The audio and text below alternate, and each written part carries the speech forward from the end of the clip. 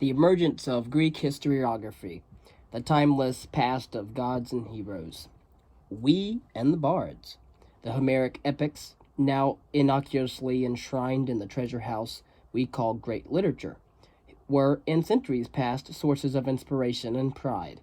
The ancient Greeks found them endlessly fascinating, edifying, and particularly useful for the education of the young. The Romans traced their origin to the Trojans, and so did other people in their quest for prestige. As late as 400 years ago, some English and French scholars pointed with pride to their people's Trojan lineage.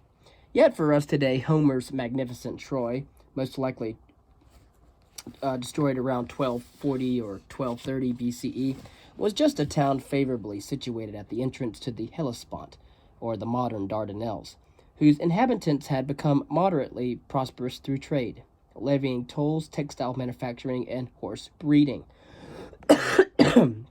Its conquerors were a motley lot of Mycenaean nobles bent on destroying and looting.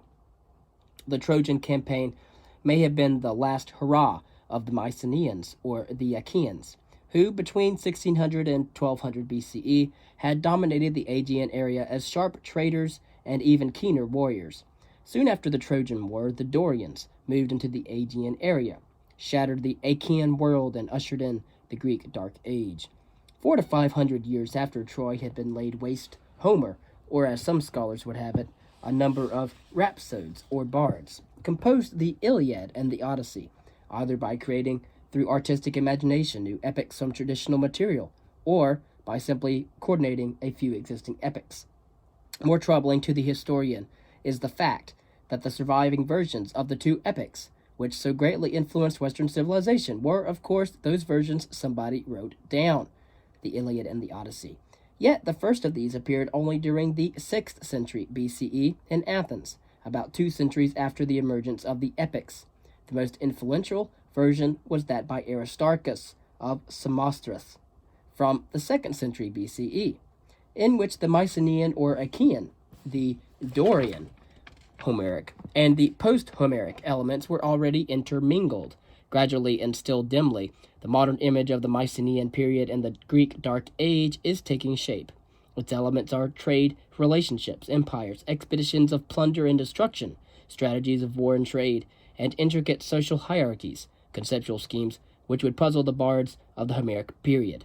These differences between the early Greek and the modern views of the past are not the result of mere communication problems. The bards and we do not agree on such fundamental issues as how one knows about the past, which forces shape events, and what is the purpose of historical accounts.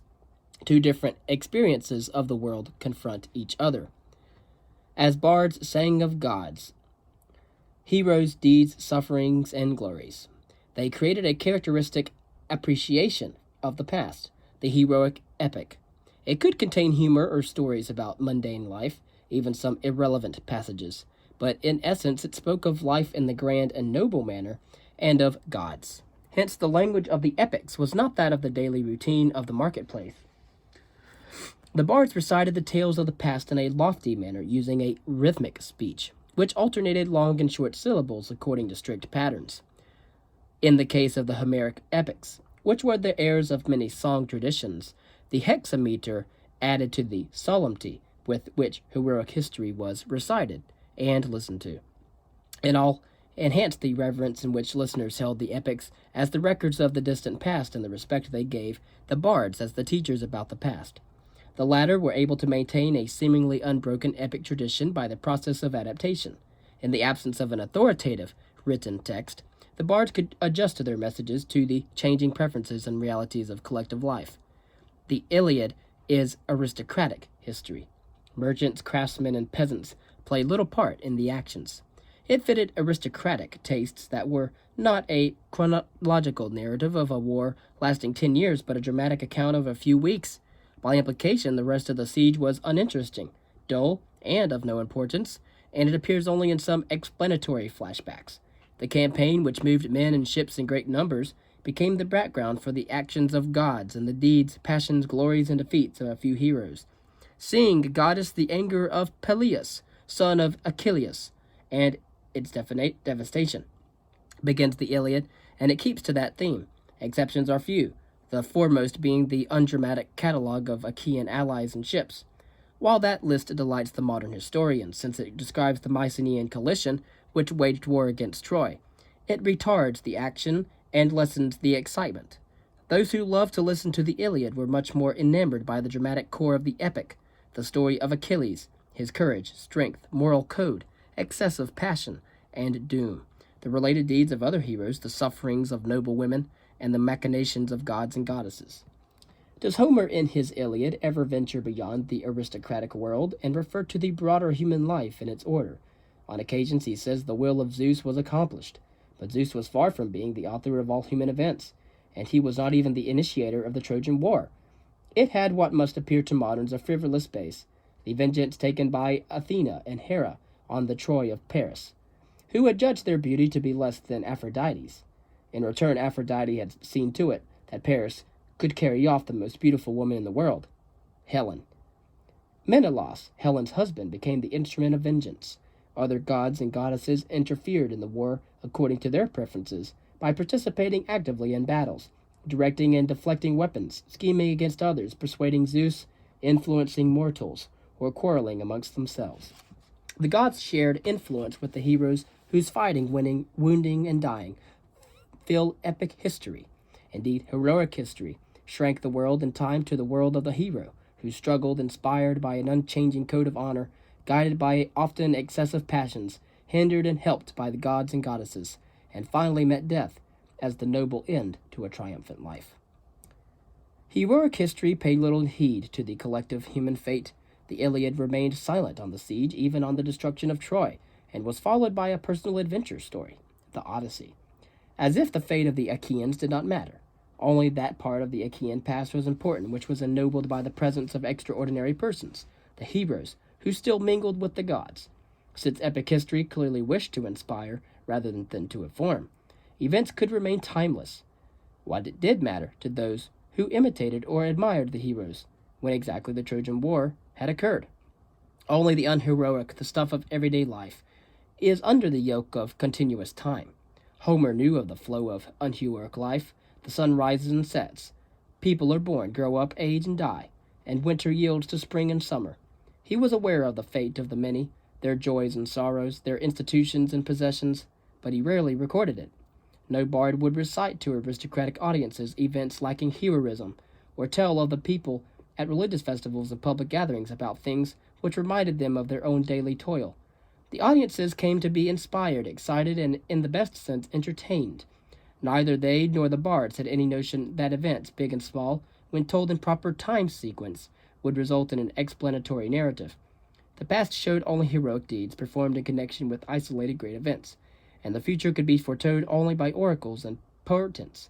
The idea that the events of the past could influence those of the present was far from the minds of the bards and their audiences in the Greek world. They recognized only the continuity of timeless ideals and virtues, which the heroes of the past taught to the people of the present.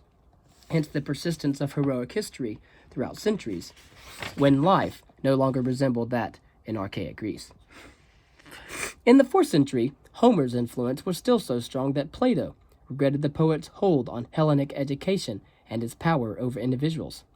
The didactic use of the Iliad was not defeated, even if the stunning dramatic unity of the work was weakened.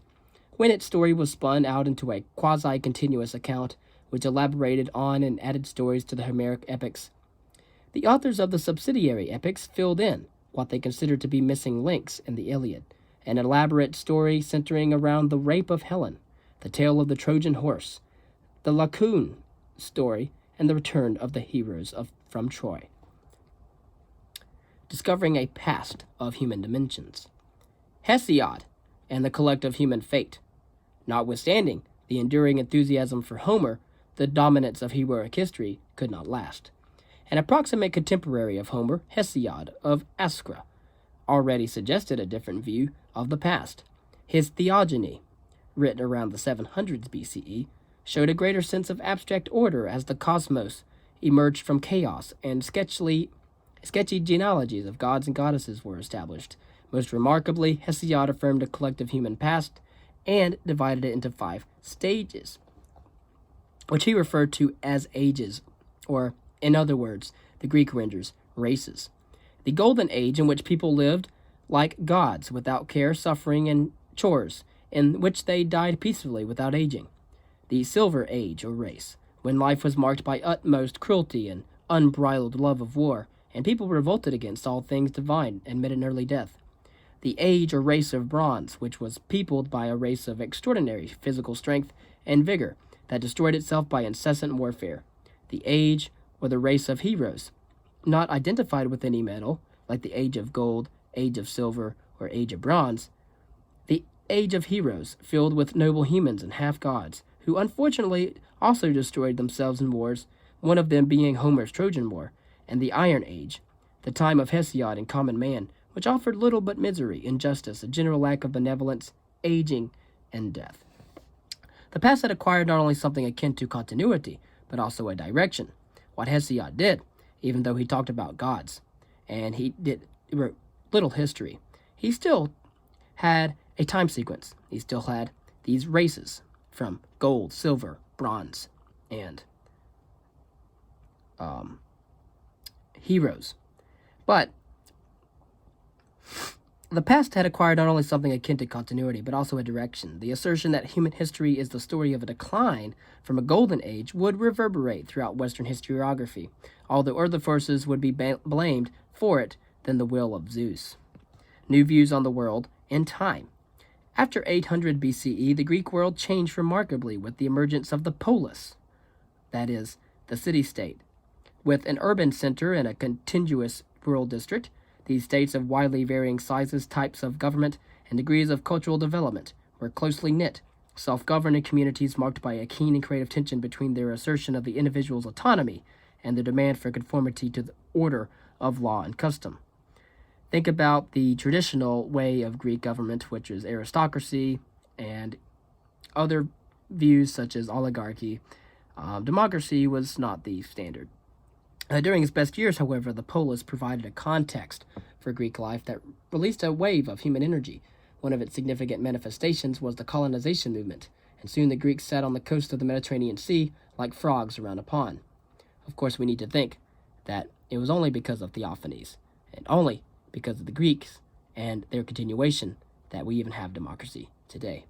However, when these Greek colonists, particularly those on the coast of Asia Minor, confronted other cultures with different sets of customs and beliefs, they were reminded of their identity as Hellenes. Although the Greek sense of superiority limited cultural assimilation, the awareness of a wider and diverse world did affect Greek thought.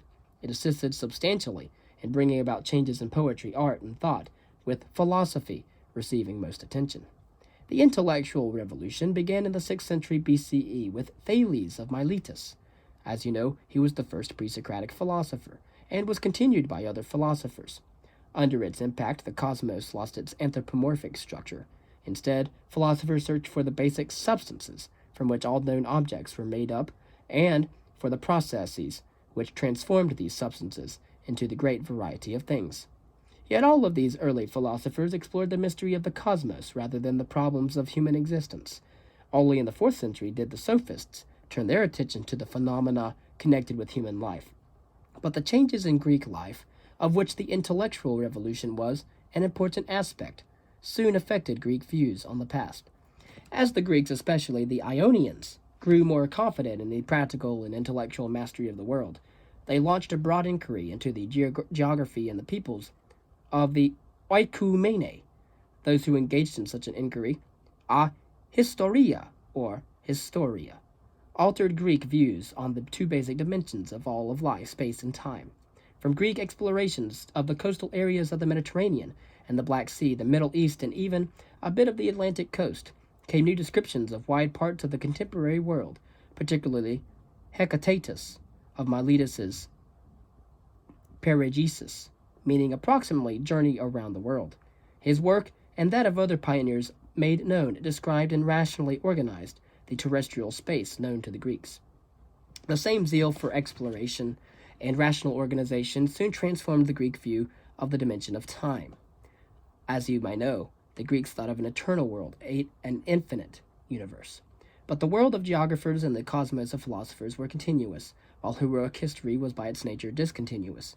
Homer's heroes had lived at an indeterminate point in the past and were connected with the present solely through the inspirations and lessons derived from the heroes and their deeds. There was no date. In the Iliad, Homer neither had a time frame available in which to place the Trojan War, nor would it have mattered to him to know the dates. Since the heroic epic had no use for the continuity of time, it made little difference to Homer that year followed year. Glaucus mirrored the Homeric attitude when he told Diomedes, "As is the generation of leaves, so is that of humanity. The wind scatters the leaves on the ground, but the live timber burgeons with leaves again when the season of spring is returning. So one generation of men will grow while another dies." Eventually, some Greeks would use the very concept of generations, those layers of human life, as a first step towards building a continuous account of the past. But in the Iliad, the passage of generations merely points out the unimportance, even the futility of routine human life. And so around 500 BCE, the Greeks began to grope towards the concept of continuous time. And with continuous time, a history in which an unbroken line of years, filled with events, would stretch from the present into the most distant past. The timeless gods did not decree that view, nor did the heroes need it. Those deeds surpassed all time, but the dwellers of the polis had use for it as they began to shape their lives. In the life of the polis, it consisted not of isolated episodes of heroic lives, but relied on the continuity of institutions, rules, laws, contracts, and expectations. The chronological control of the past. Hecatatus of Miletus, who strained so hard to shape the geography of his world according to rational concepts, also dealt with the problem of time in his genealogies. Fragmentary remains indicate that he attempted to link the age of humans with the so far timeless mythical age by constructing an unbroken sequence of identified generations for that long interval. The habit of looking for illustrious ancestors of cities, peoples, or families in the dim period of heroes and gods had established that link to the distant past, which Hecatatus now wished to organize in human terms. In the 5th century BCE, the Lydian Xanthus recorded the past of his people up to the downfall of their king Croesus. It is remarkable that he already attempted to relate the human events of the past, mythical and otherwise, to memorable and potentially datable natural events such as earthquakes and droughts. But later in the century, Hellanicus of Lesbos used a generation count as a chronological tool in his Troika and based it on the fall of Troy in the year equivalent to about 1240 BCE. In his Attic history, Hellanicus proceeded beyond a mere generation count, and Thucydides' subsequent criticism notwithstanding, proposed a new tool for dating events, lists of office holders kept by cities and temples. He himself used a list of the priestesses of Hera at Argos, and in another work, the list of winners at the Carnean Games. Using the Argos list, and Hellanicus tried valiantly to sort into chronological order a multitude of events, Greek, Sicilian, Roman, and including the founding of Rome. Hellanicus's idea led to other lists, those of Olympic victors, Hippias of Elis, of the ephors of Sparta, beginning with 755 BCE, and of archons in Athens since 683 BCE. But how could one fit together all these separate records of ephors, archons, priests, priestesses, and games so that they formed one time frame? This question was not answered for a long time. When it was, the answers originated less in intellectual contemplation than in practical needs. A uniform time scale for all Greeks was not yet a practical necessity for the fragmented world of city-states. Hence, even Hellanicus's two famous contemporaries, Herodotus of Halicarnassus, who wrote about the Persian Wars, and then Thucydides, who wrote on the Peloponnesian Wars, remained traditional in their chronology. Herodotus, whose wide-ranging account would have had the greater need for a chronology, simply improvised. Perceiving no unifying tie between the histories of Lydians, Persians, Egyptians, and Greeks, he gave them no proper chronological cohesion. Each segment had its own chronological structure. His occasional attempts to coordinate Greek and Oriental time schemes failed, most notably his experiment with the Egyptian dynastic lists. The stretches of plotless ethnographic and geographic descriptions in his histories called for no consistent time frame, and in the narrative sections he let the logic of stories suggest a sequence in time. Only from the Ionian Revolt on did Herodotus's chronology become more systematic. In this, as in most respects, Thucydides was more systematic. He displayed both the achievements and limitations of contemporary Greek chronology when he dated the beginning of the Peloponnesian War. Quote, "For 14 years, the 30 Years' Peace, which was concluded after the recovery of Euboea, remained unbroken. But in the 15th year, when Chrysis, the high priestess of Argos, was in the 48th year of her priesthood, Xenesius was ephor of Sparta, and Pythodorus had 4 months of his archonship to run at Athens. In the 10th month after the engagement at Potidaea, at the beginning of spring, about the first watch of the night, an armed force of somewhat more than 300 Thebans entered Plataea, a city of Boeotia, which was an ally of Athens." End quote. Yet after he had located the start of the war in time, Thucydides had no more recourse to the lists of office holders. From then on, he simply counted the summers and winters which had elapsed. The story of the war built its own time frame.